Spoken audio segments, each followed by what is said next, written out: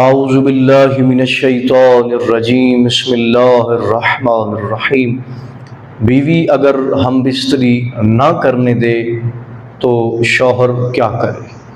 مومنین، معاشرتی اعتبار سے ایک اہم مسئلہ آپ کی خدمت میں عرض کرنے جا رہے ہیں۔ بعض لوگ اعتراض کرتے ہیں کہ یہ مسائل بیان نہ کیا کریں یا یہ مسائل بیان کرنے کی ضرورت نہیں ہے۔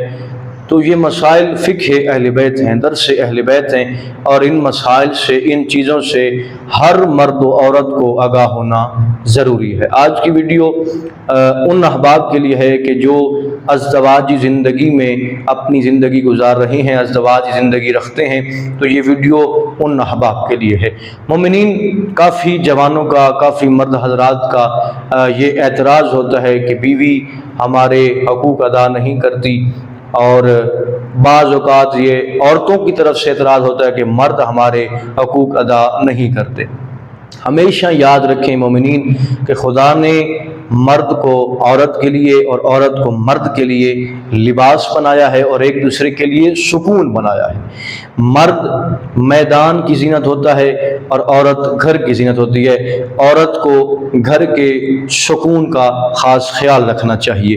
تو یہاں پہ جو معصومین علیہ السلام نے تاکید فرمائی ہے، جو فقہ اہل بیت، درس اہل بیت سے ہمیں جو چیز سیکھنے کو ملتی ہے، اگر کوئی عورت مرد کے حقوق ادا نہیں کرتی تو یہ ہمیشہ یاد رکھیں کہ جب بھی وہ بستر آرام پر آتی ہے اور سو جاتی ہے، آرام کرتی ہے اور شوہر کی نافرمانی کرتی ہے، تو ساری رات اس عورت پہ خدا کی لعنت برستی رہتی ہے۔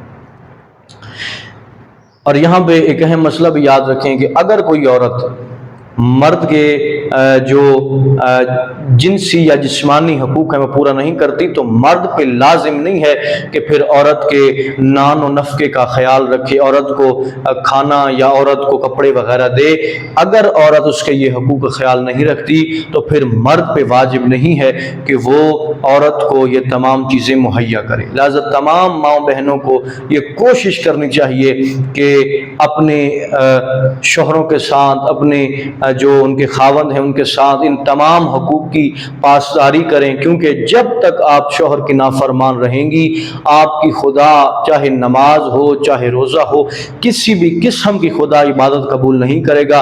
اور جتنا وقت آپ شوہر کی نافرمانی میں گزاریں گی، خداوند متعال کے فرشتے اتنے وقت میں آپ پہ لعنت کرتے رہیں گے۔ تو دعا ہے کہ پروردگار ہمیں حقیقی معنوں میں علوم اہل بیت سے آراستہ فرمائے اور سیرت آل محمد پہ عمل پیرا ہونے کی توفیق عطا فرمائے۔